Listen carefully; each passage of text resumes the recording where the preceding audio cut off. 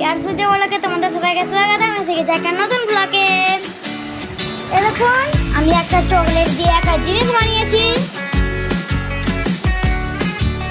Chocolate দেখুন বড় বানিয়েছি।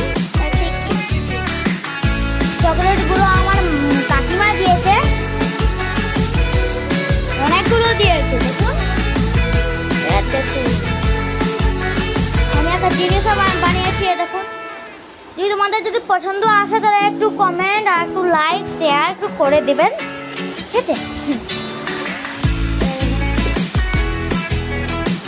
আমি বানাতে খুব ভালোবাসি। এখন বৃষ্টি পড়ছে আর মা কি ভালো, মা জ্বালাতন হচ্ছে। একটু পরে আসছি আমি।